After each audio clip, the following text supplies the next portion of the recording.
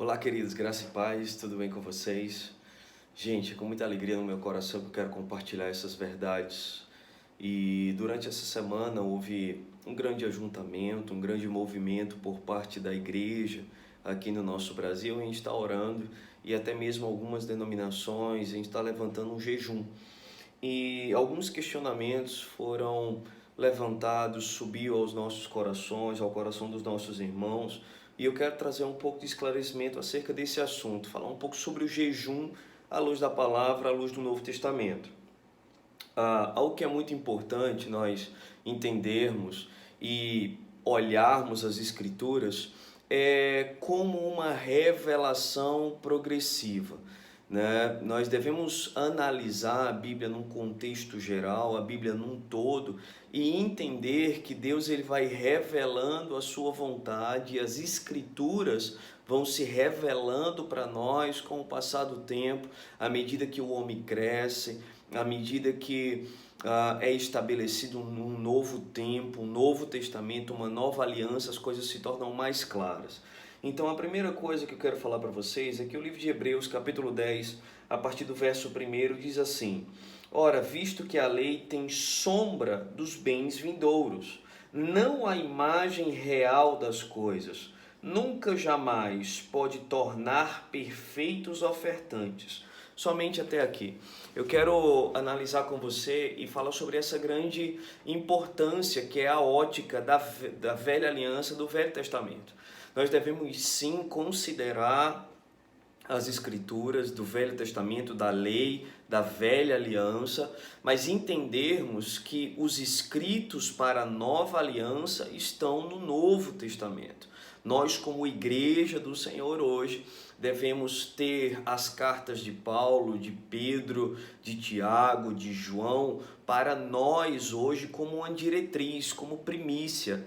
Essas cartas foram escritas para nós. E o escritor aos Hebreus está falando justamente sobre isso, de que a velha aliança, o Velho Testamento, servia apenas como uma sombra, não a imagem real das coisas.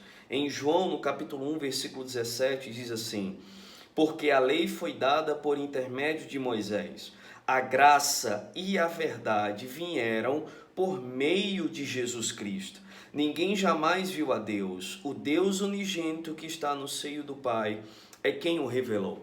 Quando nós falamos sobre Velho Testamento, sobre Velha Aliança, também intitulado na Bíblia como a lei de Moisés, como os judeus viam dessa forma, a lei num todo, num geral, João está dizendo o seguinte: que a lei sim veio por intermédio de Moisés, mas a graça e a verdade vieram por meio de Jesus Cristo. Então, de modo nenhum, nós devemos ter as escrituras da velha aliança como uma determinação para nós como igreja hoje, a não ser que aquilo que está escrito no Velho Testamento seja confirmado para nós hoje no Novo Testamento, nos escritos das cartas para a igreja. Então, referente ao jejum da velha aliança, o jejum como era praticado no Velho Testamento, não serve para nós hoje como igreja, como Novo Testamento.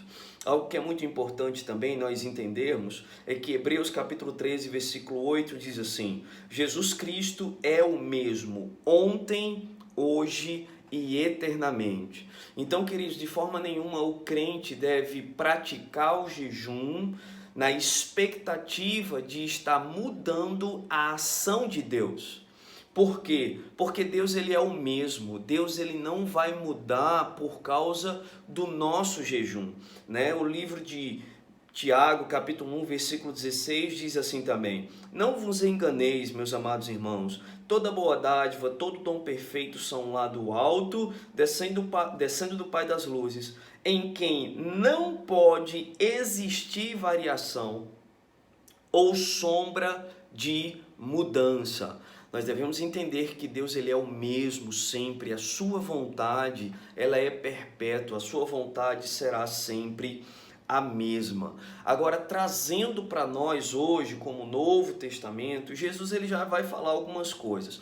Jesus ele é a mudança, ele é a transição entre a velha aliança e a nova aliança. Devemos lembrar também que o período que Jesus estava aqui na terra, ele ainda não havia morrido por nós, não tinha ido ainda ao inferno, ele não tinha destronado Satanás, não tinha esmagado a cabeça da serpente, não tinha exposto publicamente, despojado todo o principado e potestade.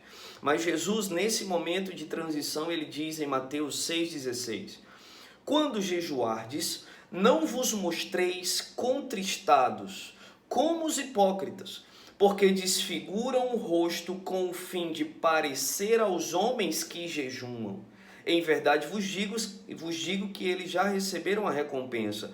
Tu, porém, quando jejuares, unge a cabeça, lava o rosto, com o fim de não parecer aos homens que jejuas. E sim o teu pai em secreto, e teu pai que vem em secreto te recompensará. Então Jesus ele já traz para nós a realidade de que jejum é algo pessoal entre você e Deus. É algo que deve ser feito de uma forma individual, e ele ressalta a importância de ninguém saber, ou de você não estar demonstrando aos homens que está fazendo isso. Seu semblante não deve descair, você não deve tentar manter uma aparência de religiosidade ou de santidade, porque você está praticando isso. Mas Jesus está dizendo, o teu pai que vem em secreto, ele sabe de todas as coisas. Trazendo para as cartas de Paulo, né? E isso é muito importante porque já traz para nós a individualidade do jejum. Paulo, ele em nenhuma das cartas ele diz jejuem. Paulo ele não traz uma orientação expressa em nenhuma carta do Novo Testamento. Você vai encontrar a palavra jejuem como mandamento imperativo para nós.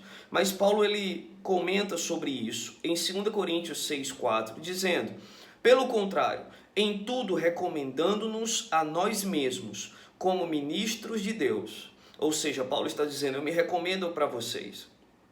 Na muita paciência, nas aflições, nas privações, nas angústias, nos açoites, nas prisões, nos tumultos, nos trabalhos, nas vigias, nos jejuns, na pureza, no saber, na longanimidade, na bondade, no Espírito Santo, no amor não fingido. Então Paulo está dizendo, eu jejum, eu tenho essa prática e eu me recomendo para vocês. Vocês devem me ter como exemplo, como ele mesmo disse, sede meus imitadores como eu sou também de Cristo Jesus. Então Paulo está dizendo, assim como eu jejum, vocês devem jejuar, ou seja, é uma prática bíblica. Agora, qual o propósito específico do jejum? Algo muito interessante é 1 Coríntios capítulo 7, 4 e 5, diz assim, a mulher não tem poder sobre o seu próprio corpo, e sim o marido. Também, semelhantemente, o marido não tem poder sobre o seu próprio corpo, e sim a mulher.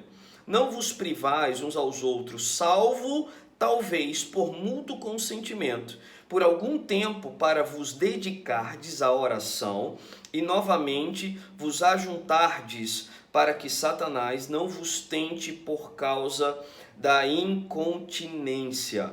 Então Paulo ele está agora se referindo às relações sexuais e ao ato de se abster delas de uma forma mútua, com livre consentimento entre ambas as partes, para que se dediquem à oração, para que a vida espiritual deles estejam em evidência.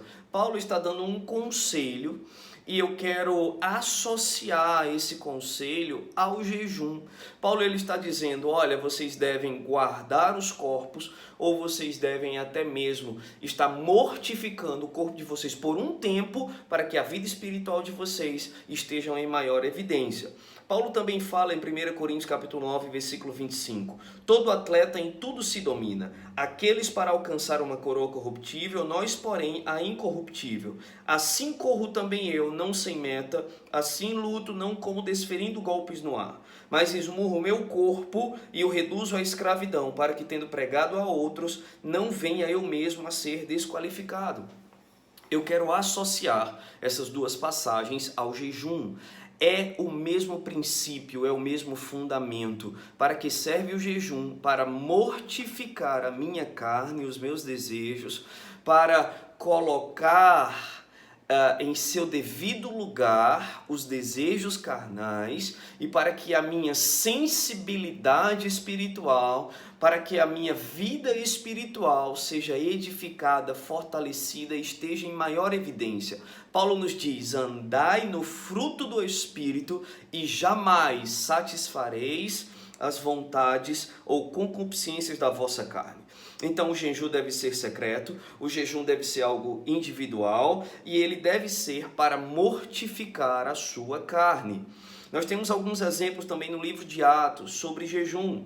O primeiro deles é Atos 10, 30 e 31. Diz assim: respondeu-lhe Cornélio: faz hoje 4 dias que por volta desta hora estava eu jejuando, na revista atualizada. Outras versões, como revista e corrigida, vai nos dizer estava eu orando ou estava eu observando. Esses 3 termos são usados para a mesma palavra, jejum, orando, observando. De que forma? E eu quero agora trazer essa imagem para você e relacionar ao jejum. O que isso significa? Eu estou jejuando, eu estou observando o que? As coisas no reino do Espírito. Quando alguém está jejuando, ela está fechando seus olhos naturais e abrindo seus olhos espirituais. Eu quero fazer uma analogia reversa daquilo que aconteceu com Adão. Quando ele pecou, ele apenas podia ver que estava nu e as coisas naturais se tornam em evidência. Quando nós jejuamos, nós estamos fechando os nossos olhos naturais e abrindo os nossos olhos espirituais. Estamos mais sensíveis às coisas do Espírito. E diz que na hora 9, quando ele estava nesse momento, eis que se apresentou diante de mim um varão e destes resplandecentes. E disse-lhe: Cornélio, a tua oração foi ouvida, as tuas esmolas lembradas na presença de Deus. E aí Cornélio recebe a instrução para mandar buscar Pedro. Esse é um primeiro exemplo. O segundo exemplo está em Atos 13, versículo 2, diz assim: servindo eles ao Senhor e jejuando, disse o Espírito: separai-me agora Barnabé e Saulo para a obra que eu os tenho chamado. Então, jejuando e orando, impondo sobre ele as mãos, os despediram. Então percebe, queridos, que era o que eles estavam fazendo. Era algo pessoal, era algo deles. Eles estavam orando, eles estavam jejuando, eles estavam edificando a sua fé, estavam edificando a sua vida espiritual. E o que eles receberam? Um direcionamento do Espírito. Nós tivemos o exemplo de Cornélio, que enquanto jejuava, Deus, através de um anjo, lhe deu uma revelação para mandar buscar a Pedro. Agora, eles estavam orando na igreja de Antioquia, eles estavam servindo ao Senhor e eles receberam uma instrução divina. O Espírito Santo lhes disse: separai-me.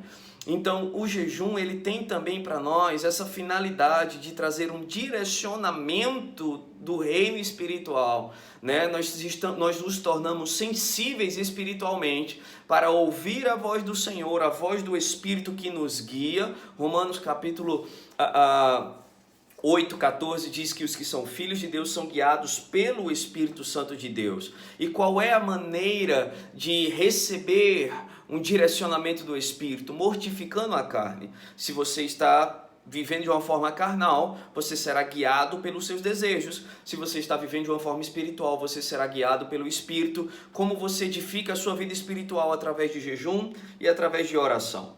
O último texto que eu quero trazer para vocês é Atos, capítulo 27, versículo 20. Diz assim: e não aparecendo havia já alguns dias, nem sol, nem estrelas, caindo sobre nós grande tempestade, dissipou-se, afinal, toda a esperança de salvamento. O que era isso? Dias de aflição.